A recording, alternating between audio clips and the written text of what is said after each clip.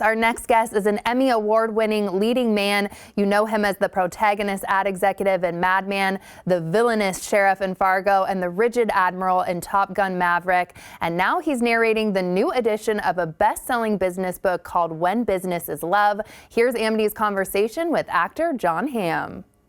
Well, first of all, it is a pleasure to officially meet you. I have to say, it is great to watch you as an actor because you have just such a breadth of talent where you can play Coach Carr in one movie, but you are Jon Hamm. Where do you find the range? Is it about digging deep or not taking yourself too seriously? I think a lot of it is a little bit of both, for sure. I think part of it is don't forget to have fun. You know, when I used to teach a long time ago, teach high school acting, I would remind the kids that it's supposed to be fun. Enjoy yourself. It doesn't mean it's all comedy.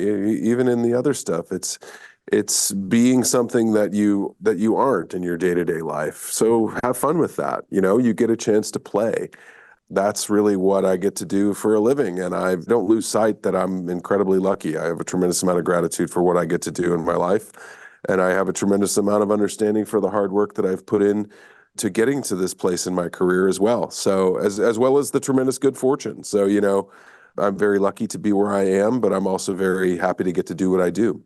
You know, and saying the hard work you've done to get here, I don't think many people know that you were a high school drama teacher. Yes, part of that was because I understood the place that my high school held for me in my development. It was tremendously important for me to be able to do something to engender, to give back to that community. I mean, this was 30 years before I ran into this book, but it's basically the message of the book, which is sort of, if you give back to your community, what you get back in return is tenfold. So it's weirdly prescient that I had that sensibility, but it's basically what this book is about. Let's talk about the book. It's an interesting title, When Business is Love. Tell us about what it was like to read the book and narrate the book. Well, the process of it is a tremendous.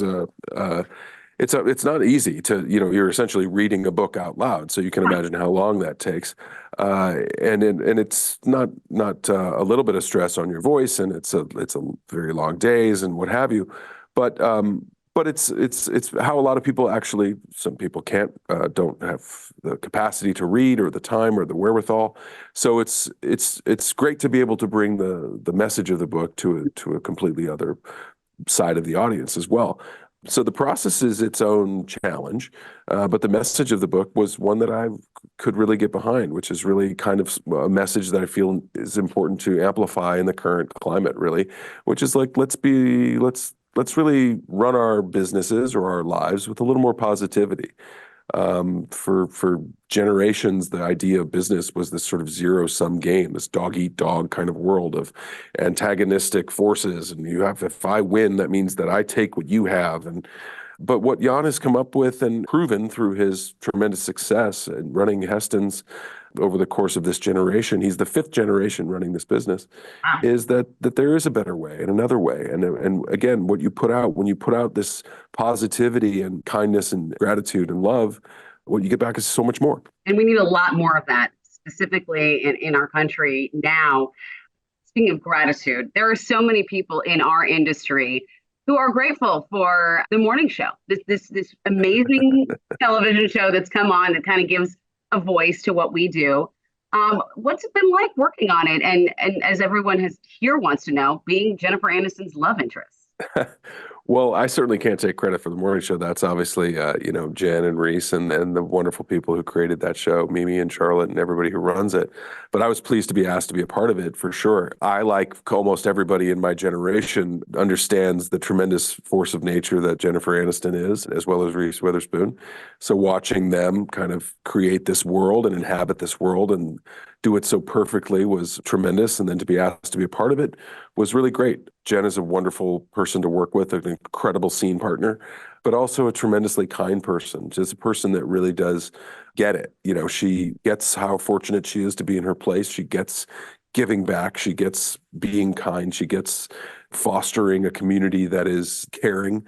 That set is one of the most functional sets I've ever worked on. I know sometimes morning shows can be a little less functional and stressful and crazy, but the way they run the show there is tremendously warm and inclusive and lovely. And I was welcomed in with open arms.